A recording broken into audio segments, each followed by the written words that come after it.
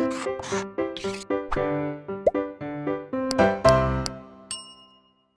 Students, welcome back to blueprint digital. आज के इस वीडियो में हम जैव विविधता के प्रतिरूप यानी कि पैटर्न ऑफ बायोडायवर्सिटी के बारे में पढ़ेंगे। वीडियो को स्टार्ट करने से पहले हमारे चैनल को सब्सक्राइब करें और बेल आइकन दबाना न भूलें, जिससे हमारे लेटेस्ट वीडियोस की नोटिफिकेशन आपको प्राप्त होती रहे। अब हम आज के टॉपिक पर आते हैं। संसार के प्रत्येक स्थान पर बायोडायवर्सिटी यानी कि जैव विविधता समान नहीं होती है। किसी विशेष क्षेत्र पर बायोडायवर्सिटी यानी कि जैव विविधता बहुत अधिक होती है और किसी विशेष क्षेत्र में बायोडायवर्सिटी बहुत कम होती है। For example, tropical rain forest में जैव विविधता बहुत अधिक पाई जाती है, जबकि इसके विपरीत डेजर्ट्स में यानी कि रेगिस्तान में और टुंड्रा जैसे बायोम में जैव विविधता काफ़ी कम पाई जाती है। तो किसी भी क्षेत्र में जो ये बायोडायवर्सिटी यानी कि जैव विविधता में जो अंतर पाए जाते हैं वो मुख्यतः दो कारणों से होते हैं। पहला एल्टीट्यूड और दूसरा लैटिट्यूड। एल्टीट्यूड का मतलब होता है किसी भी स्थान की समुद्र तल से, समुद्र सतह से दूरी, जबकि लैटिट्यूड का मतलब होता है किसी भी स्थान की भूमध्य रेखा यानी कि इक्वेटर से दूरी। ये दोनों जो फैक्टर्स होते हैं, कारक होते हैं, इनके कारण ही किसी भी जगह का तापमान, किसी भी जगह की वनस्पति, किसी भी प्रकार के पौधों आदि का निर्धारण होता है कि कहाँ पर कौन सा क्लाइमेट बनेगा, कहाँ पर कौन सा प्लांट्स और जंतु पाए जाएंगे। तो लैटिट्यूड के अनुसार औसत ताप में विभिन्नता के आधार पर निम्न जलवायु क्षेत्र पाए जाते हैं। 4 मेन क्षेत्र होते हैं। नंबर 1 ट्रॉपिकल यानी कि उष्णकटिबंधीय, सब ट्रॉपिकल यानी कि उप उष्णकटिबंधीय, टेम्परेट यानी कि शीतोष्ण, और जो आर्कटिक और एंटार्क्टिका जोन होते हैं वहाँ पर वर्ष भर बर्फ रहती है, टेम्परेचर बहुत कम होता है।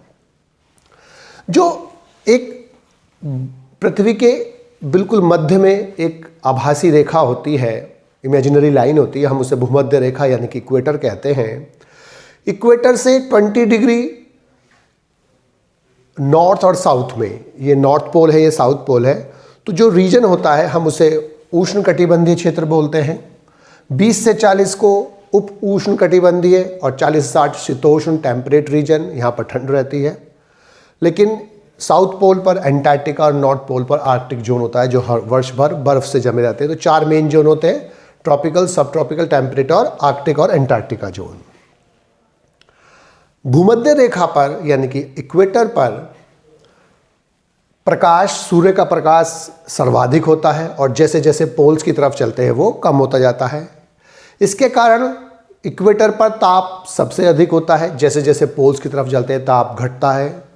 प्रकाश और ताप के घटने से जैव विविधता भी कम होती है पोल्स की तरफ जाने पर, और उत्पादकता भी कम होती है। इसका मतलब भूमध्य रेखा पर प्रकाश, ताप और जैव विविधता तथा उत्पादकता चारों मैक्सिमम होती है, और जैसे जैसे हम पोल्स की तरफ चलते हैं वैसे वैसे जैव विविधता कम होती जाती है, प्रकाश कम होता जाता है, ताप कम होता जाता है, उत्पादकता कम होती जाती है। जो लैटिट्यूडिनल ग्रेडियंट है, तो स्पीशीज की जो विभिन्नताएं होती हैं वो डिक्रीज होती है जैसे जैसे घटती हैं, जैसे जैसे हम इक्वेटर से पोल्स की तरफ को चलते हैं। और कुछ अपवादों को छोड़ दिया जाए अगर, तो सामान्य रूप से उष्णकटिबंधीय क्षेत्र जो है, ट्रॉपिकल क्षेत्र जो होते हैं, 23.5 डिग्री नॉर्थ और 23.5 डिग्री साउथ, तो 23.5 नॉर्थ से लेकर 23.5 साउथ तक जो जैव विविधता होती है वो सबसे अधिक होती है, समृद्धतम होती है, अर्थात सबसे अधिक होती है। इसका मतलब क्या है कि जो भी क्षेत्र, संसार के जो भी देश, जो भी पार्ट इस रीजन में पाए जाएंगे, 23.5 नॉर्थ से लेकर 23.5 साउथ तक, वहाँ पर जैव विविधता अधिक होगी। यहाँ पर जो विश्व के शीतोष्ण, टेम्परेट और ध्रुवीय पोलर क्षेत्र जो होते हैं उनकी तुलना में यहाँ पर जैव विविधता सर्वाधिक होती है। इसको हम एक उदाहरण से समझ सकते हैं कि जो उत्तरी और दक्षिणी अमेरिका है उससे जो संधि स्थल के नज़दीक अर्थात भूमध्य रेखा के निकट जो है कोलंबिया, है स्थान जो है उसमें पक्षियों की 1400 प्रजातियां पाई जाती हैं, जबकि 41 डिग्री नॉर्थ पर स्थित न्यूयॉर्क में केवल 105 पक्षी प्रजातियां पाई जाती हैं, जबकि ग्रीनलैंड जो न्यूयॉर्क से भी उत्तर में 71 डिग्री नॉर्थ में पाया जाता है, वहाँ पर पक्षियों की केवल 56 यानी कि 56 प्रजाति पाई जाती है। इसका मतलब जैसे जैसे जो लैटिट्यूड ग्रेडियंट बढ़ रहा है वैसे वैसे पक्षियों की जो प्रजातियों की संख्या है वो कम होती जा रही है। भारत में भी एक विशाल भू ज्योग्राफिकल रीजन है, यानी कि बायोजियोग्राफिकल रीजन है, जिसका जो अधिकांश भाग होता है वो उष्णकटिबंधीय तथा उप उष्णकटिबंधीय क्षेत्रों में पाया जाता है, और अकेले भारत में ही पक्षियों की लगभग 1200 प्रजातियां पाई जाती हैं। इसके अलावा एक अन्य उदाहरण हम देख सकते हैं जो वेस्कुलर प्लांट्स हैं, यानी कि संवहनी पादप है। जो इक्वेडोर होता है वो उष्णकटिबंधीय क्षेत्र है। जो अमेरिका का मिड वेस्ट एक शीतोष्ण क्षेत्र होता है, यहाँ पर जो संवहनी पादपों की जो संख्या है अमेरिका के मिड वेस्ट क्षेत्र से समान जो वन होते हैं उनमें पाई जाने वाली प्रजातियों की संख्या से 10 गुने से भी ज़्यादा होती है, अर्थात बहुत अधिक होती है। अमेरिका का जो अमेजॉन रेन फॉरेस्ट होता है, यानी कि अमेजॉन वर्षा वन जो होता है, उष्णकटिबंधीय वर्षा वन है, यानी कि ट्रॉपिकल रेन फॉरेस्ट है, और दुनिया की सबसे अधिक वैरायटी यहाँ पाई जाती है, जीव विविधता सबसे अधिक पाई जाती है, और इसमें 40,000 पादप प्रजातियाँ पाई जाती हैं। इसके अलावा 3000 प्रकार की मछलियाँ पाई जाती हैं, उनकी प्रजाति पाई जाती है। 1300 प्रकार की पक्षियों की प्रजातियाँ पाई जाती हैं। 427 प्रकार के स्तनधारी यानी कि मैमल्स पाए जाते हैं। 427 प्रकार के ही उभयचर यानी कि एम्फीबियंस पाए जाते हैं, और 378 यानी कि 378 प्रकार की सरीसृप की प्रजातियां पाई जाती हैं, और इन्वर्टिब्रेट्स यानी कि अपृष्ठधारी यानी कि नॉन कॉर्डेट टाइप्स के जो ऑर्गेनिजम्स हैं उनकी संख्या जो होती है वो 1,25,000 होती है। वैज्ञानिकों के अनुसार जो सही आकलन है वो अभी भी ये सही आकलन नहीं है, और उनके अनुसार अभी भी इस अमेजॉन रेन फॉरेस्ट में लगभग 20 लाख कीट प्रजातियां पाई जाती हैं जिनका अभी खोज नहीं हुई है। और जो उष्णकटिबंधीय वन है, ये अमेजॉन टाइप की जो फॉरेस्ट है, इनका जो दोहन है वो बहुत ज़्यादा हुआ है। इनका आकार पहले मूल पृथ्वी के आकार का लगभग 14% था, लेकिन अब ये घटकर 6% रह गया है। लेकिन फिर भी आज भी इसमें सबसे अधिक जैव विविधता पाई जाती है। लेकिन अब हमने पढ़ा कि ये जैव विविधता है वो इक्वेटर पर अधिक पाई जाती है, भूमध्य रेखा पर अधिक पाई जाती है। उसके 3 मेन बेसिक कारण हैं। पहला कि जो स्पेशिएशन यानी कि जाति उद्भव हुआ है वो इस ट्रॉपिकल रीजन के आसपास अधिक हुआ है, जबकि यहाँ कम हुआ है। इसकी वजह क्या है कि प्राचीन समय से, पुराने समय से जो शीतोष्ण स्थान है, जो ऊपर के स्थान है, ये वाले जो ठंडे प्रदेश है, यहाँ पर बार बार हिम नदन यानी कि ग्लेशिएशन फॉर्मेशन होता रहा, ग्लेशिएशन होता रहा है, जिसके कारण वहाँ पर बहुत सारी जीव और जंतुओं की जो प्रजाति हैं वो नष्ट होती रही। लेकिन इक्वेटर पर ऐसा ना होने के कारण वहाँ लाखों वर्षों से लगातार स्पेशिएशन चलता आ रहा है, जीव की जातियाँ बनती आ रही हैं, अर्थात यहाँ पर विभिन्न प्रकार के अबाधित परिस्थितियाँ रहीं, जिसके कारण जातियों का विकास और विविधता यहाँ पर बनती चली गई, और यहाँ इसीलिए आज बहुत अधिक जातियाँ पाई जाती हैं।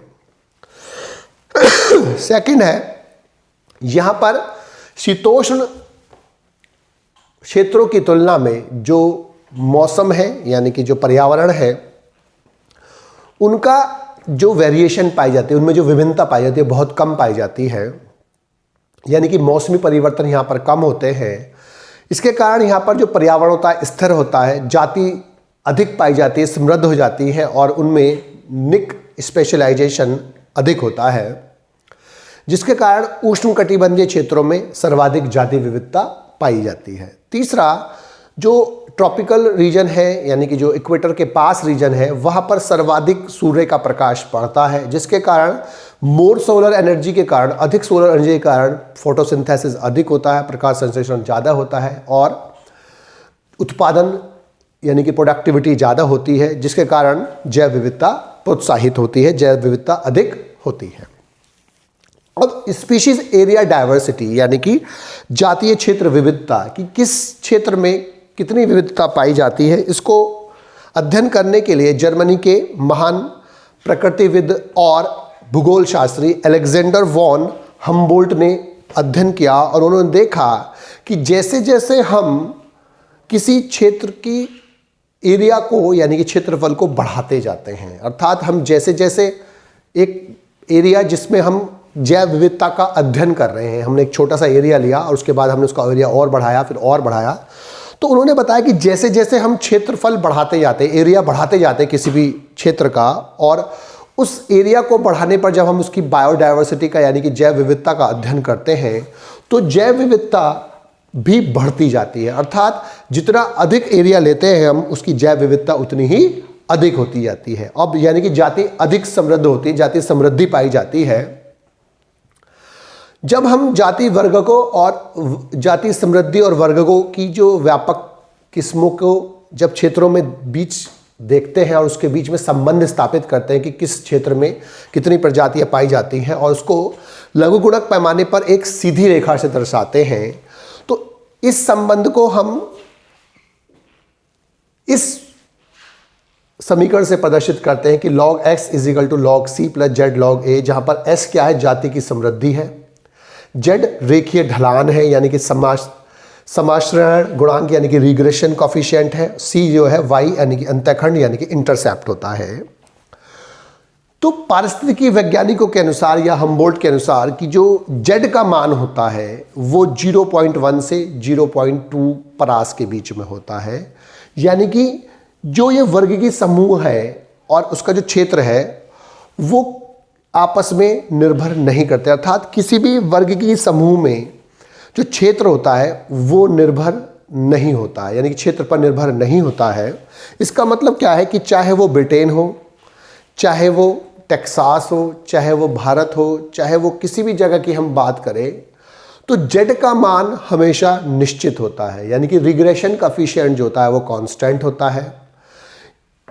जो रिग्रेशन ढलान होता है, ये लाइन होती है, वो हमेशा एथ होती है, यानी कि अगर हम किसी भी बड़े क्षेत्र में जाति की समृद्धि में और एरिया के बीच में संबंध स्थापित करते हैं तो वो एक सीधी लाइन ही आती है और रिग्रेशन कॉफिशिएंट का जो मान होता है वो 0.1 से लेकर 0.2 के बीच में होता है। लेकिन अगर हम बहुत बड़े एरिया की बात करें, जैसे हम बात करें महाद्वीप की बात करें, तो वहाँ पर जो रिग्रेशन कॉफिशिएंट z का मान होता है वो बढ़ा हुआ होता है। यानी कि जैसे अगर हम बात करें उष्णकटिबंधीय वनों में फ्रूगीवोरस यानी कि फल भक्षी पक्षियों की और स्तनधारियों की बात करें तो वहाँ पर रिग्रेशन कॉफिशिएंट z का मान जो होता है वो 1.15 आता है। इसका मतलब z का मान कांस्टेंट तो होता है और हर जगह पर वो निश्चित होता है, लेकिन एक अगर आप क्षेत्र बड़ा ले देते हैं तो वो मान जो होता है वो बढ़ जाता है। इम्पोर्टेंस ऑफ बायोडायवर्सिटी यानी कि जैव विविधता का महत्व पढ़ेंगे।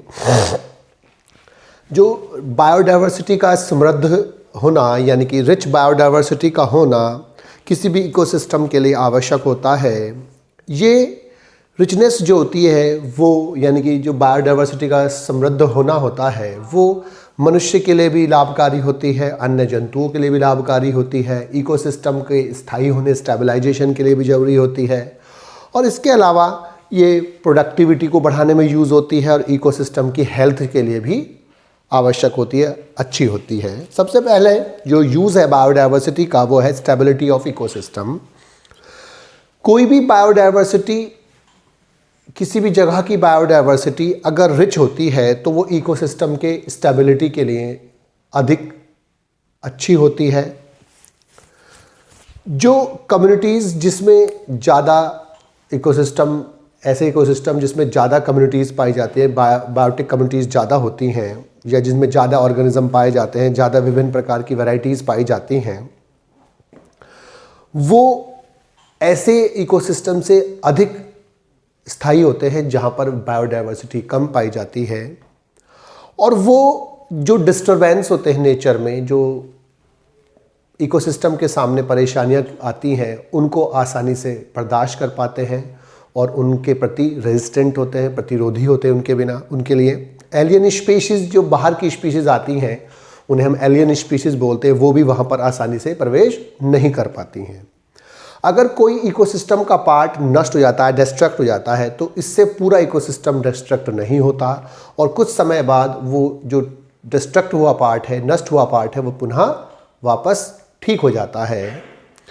इसको डेविड टिलमैन ने कन्फर्म किया। उन्होंने अपने लॉन्ग टर्म इकोसिस्टम एक्सपेरिमेंट में इसको प्रूव किया।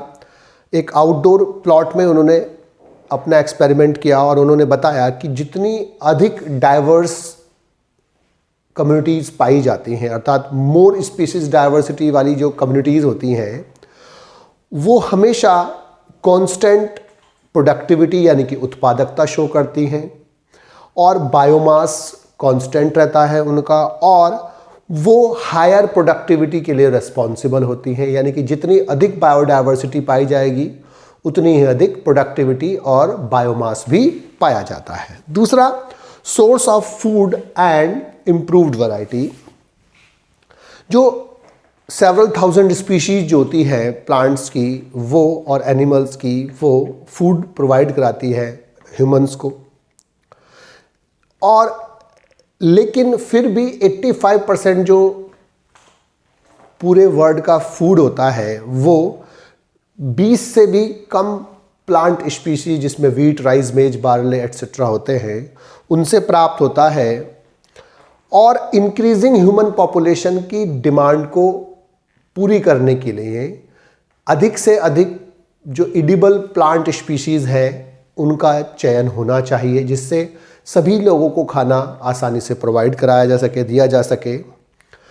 इसके अलावा improved variety of plants breeding programme के तहत बनाने में भी बायोडाइवर्सिटी का यूज़ होता है, क्योंकि किसी भी ब्रीडिंग प्रोग्राम में, किसी भी जो प्लांट या animal breeding species breeding programmes होते हैं, उनमें प्लांट्स और एनिमल्स की वाइल्ड वैरायटीज़ का यूज़ होता है। और वाइल्ड वैरायटीज़ वे वैरायटीज़ होती हैं जो नेचर में ओरिजिनल होती हैं, पाई जाती हैं, और जो सबसे पहले जब प्लांट और एनिमल का फॉर्मेशन हुआ था इस अर्थ पर, तो जो सबसे पहले स्पीशीज़ बनती हैं जो ओरिजिनल होती हैं उन्हें हम वाइल्ड स्पीशीज़ बोलते हैं। इसके अलावा बायोडाइवर्सिटी जो होती है वो एनिमल कल्चर यानी कि जो एग्रीकल्चर है उसमें भी यूज़ होती हैं। इसके अलावा हॉर्टिकल्चर, इसके अलावा फ्लोरिकल्चर, फ्लावर के कल्चरिंग के लिए, एनिमल हस्बेंड्री, एनिमल्स की ब्रीडिंग के लिए, एपीकल्चर यानी कि मधुमक्खी पालन में, इसके अलावा सेरीकल्चर और लाख का कल्चर में, और पिगरी में, पिग के रियरिंग में, और पोल्ट्री में यानी कि बर्ड्स की रियरिंग में, और फिशरी में यानी कि फ़िश के पालने में भी यूज़फुल होती है, क्योंकि जितनी भी ओरिजिनल वैरायटीज़ होती है वही ब्रीडिंग प्रोग्राम्स में यूज़ होती हैं। इसके बाद तीसरा है फाइबर्स यानी कि रेशे। विभिन्न प्रकार के रेशे जैसे कपास है, कॉटन है, फ्लैक्स है, हेम्प है, जूट है, और अन्य जो फाइबर्स होते हैं वो हमें प्लांट से प्राप्त होते हैं। और ये फाइबर्स के बनाने के लिए जो विभिन्न प्रकार के और प्लांट्स हैं जिनसे हमें फाइबर्स प्राप्त होता है, तो मोर और मोर वैरायटी और अधिक से अधिक वैरायटीज़ जो होती है प्लांट्स की वो एक्सप्लोर की जा रही हैं, यूज़ की जा रही हैं अब फाइबर्स प्राप्त करने के लिए, जो बायोडाइवर्सिटी के होने के कारण ही हमें मिल पाती हैं। इसके अलावा नेक्स्ट है यूज़फुल प्रोडक्ट।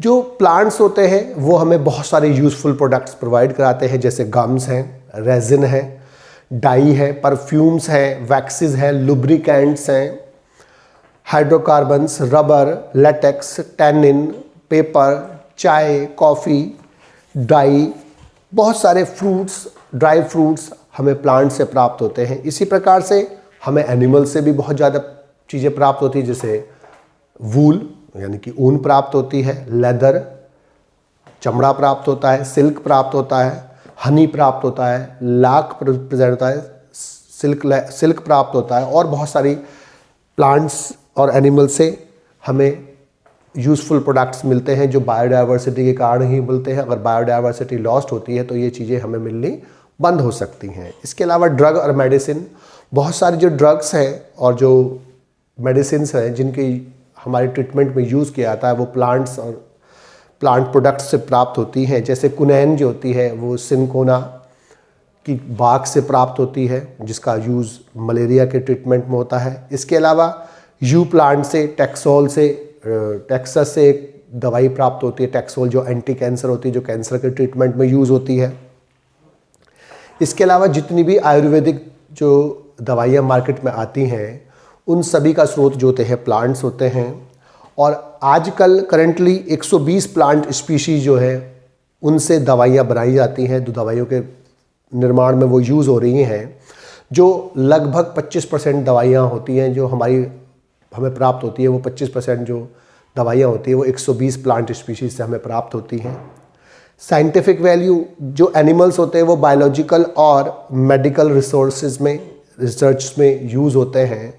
और जैसे फ्रूट फ्लाई, फ्रॉग, इसके अलावा मंकी, रैट, रैबिट, डॉग और अन्य एनिमल्स रिसर्च में यूज़ होते हैं। और साइंटिफिक रिसर्च जितनी भी होती है सब पहले इन एनिमल्स पर की जाती है, उसके बाद फिर एनिमल्स पर, जब इनमें सफल हो जाती है तब इन एनिमल्स पे सफल होने के बाद तब ह्यूमंस में वो यूज़ की जाती है। जितनी भी नई दवाई आती हैं सभी इन्हीं एनिमल्स पर पहले ट्राई की जाती हैं। जितनी नई वैक्सीन बनती है पहले एनिमल्स पर ट्रीट की जाती है। सर्जरी जो भी नई प्रकार की आती है वो पहले एनिमल्स पर की जाती है, उसके बाद फिर ह्यूमंस में की जाती है। जब उनमें सफल हो जाती है तब उसका ह्यूमंस में यूज़ किया जाता है। और जितनी भी हमने पहले इकोसिस्टम सर्विसेज पढ़ी, परितंत्र सेवाएं पढ़ी, वो सब भी बायोडायवर्सिटी के कारण ही पाई जाती हैं या होती हैं। आज की इस वीडियो में बस हम इतना ही पढ़ेंगे।